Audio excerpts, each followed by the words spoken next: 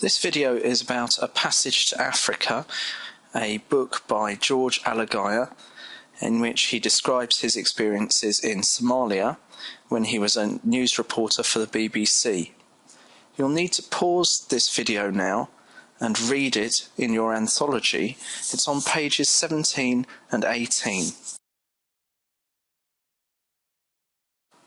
So where is Somalia? Somalia can be found on the east coast of Africa. You've probably heard of it recently because of stories of Somali pirates kidnapping people. As you can see from Google Earth here, it's a really big country. And we're just going to zoom in on it right now. In 1991 and 1992, a massive civil war broke out in Somalia. This led to widespread starvation and famine throughout the country, and Alagiah went to Somalia to report on this humanitarian crisis. So this passage is a piece of autobiographical writing. That means it's about his personal opinions, and presents a really interesting contrast to the official news reports he would have been doing for the BBC. Perhaps we will get some more insight into how he feels about the situation, rather than just reporting the facts like he'd have to do on the television. So now let's look at the text very closely. If you look in the very first sentence that he writes, "I saw 1,000 hungry, lean, scared and betrayed faces as I crisscrossed Somalia." Look at those list of adjectives. The writer straight away tries to express the human suffering that he sees in the eyes of the people. In particular, he picks out one person that he says he'll never forget. But he doesn't reveal straight away who that is. That's part of the structure of this piece, to keep us guessing, so that we find out later about that particular face that he's talking about. The next paragraph describes how the writer had taken notes that were instructions on how to get to a particular village, and they seem just like any notes that any of us would write down if we needed directions. However, at the end of the paragraph he uses the simile "like a ghost village." This suggests to us that this village is going to be the site of something really horrible, that something really unpleasant has happened there. Here is a quick reminder of what we mean by a simile. It's when you compare two things and you use like or as to compare them.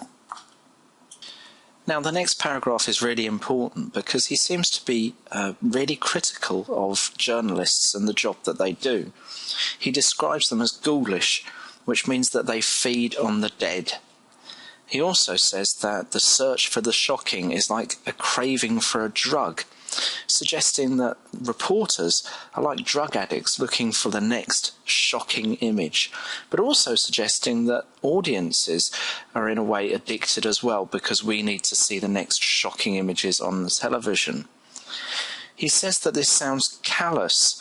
Now, callous means thick-skinned and unfeeling, and he seems to say that being a reporter turns you into somebody who doesn't care anymore.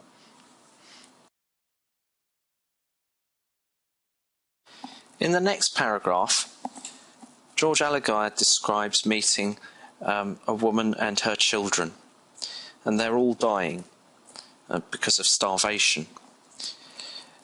He uses a very interesting phrase. He calls it the enervating stages of terminal hunger. The word enervating means being drained of energy or vitality. And he describes how one of the girls dies, and he does it in the simplest possible way, just as a simple statement: Habiba had died. And he does this with such simplicity in order for its full impact to be felt by us. The longer sentence afterwards, he describes death as a simple, frictionless, motionless deliverance. Notice this, again, grouping of adjectives. Simple, frictionless, motionless, a group of three. Groups of threes are a powerful rhetorical device, and here it is used to make us sympathise with the poor people's situation. He also says that it's a deliverance from a state of half-life to to death itself, suggesting that these people are already kind of dead, sort of living dead, because of their suffering. I think that he describes death in this really rather understated kind of way, because he wants to let the simplicity of the situation speak for itself. It's a tragic situation that barely anyone noticed, that there are people like this dying all over the earth, and the news doesn't always focus on them. In the next paragraph, Aligai describes a woman that he saw who had been shot in the leg. And he really draws on our senses in his description by talking about the smell of decaying flesh. And he describes the festering wound. Festering means it's rotting. And rather bizarrely, he talks about the shattered leg as a kind of gentle V shape of a boomerang. It's rather odd that he uses that word gentle there, because he's maybe describing the curved shape of the broken leg, but he does so in a way that seems at odds with the violence that has led to this injury. He also describes her as rotting. It was rotting. She was rotting. Again, making her sound like one of the living dead. The writing now takes on the tone of a kind of confession.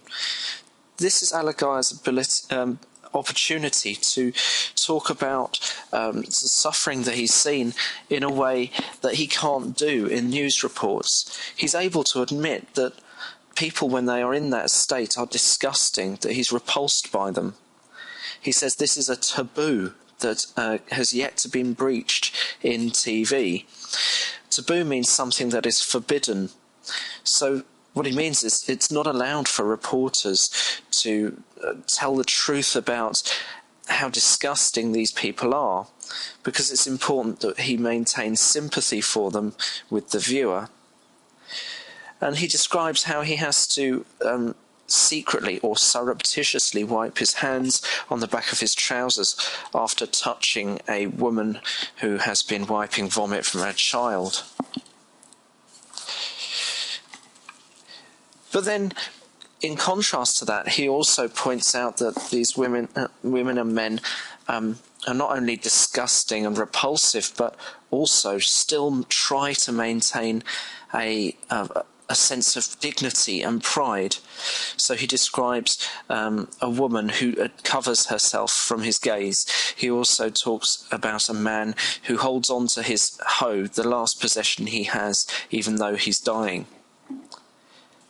And now Aligai talks about the face that he mentioned right at the beginning of the passage, this one face that really sort of he could not forget.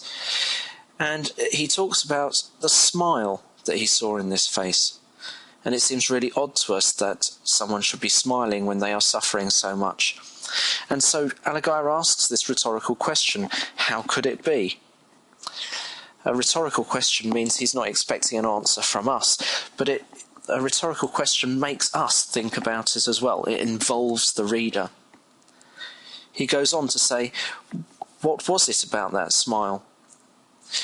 And he finds out that the smile comes from a man who smiles as a kind of apology for the state that he's in. It seems like it's the only thing the man can do. This man's smile leads the writer to consider the whole relationship between journalists and the people they report on. So what's really happening here is the writer is looking at a specific detail, looking at this man and his smile, and thinking about our relation to other people in general, in particular the way that the West treats developing countries where people are suffering and possibly dying. He says the journalist is active, the subject is passive, meaning the journalist has all the power and that people like this are there to be reported on. And that really should make us think about the way that we treat people in these developing countries and the way we think about them. So as a result of his experience with this one man who smiled at him in this way, Aligai makes a kind of vow that he will try to really express the suffering of the people in his reports and in his writing. And despite the fact that this man is now probably dead, Aligai expresses his gratitude that this man made him really think about the work that he was doing and try to do something important with his journalism.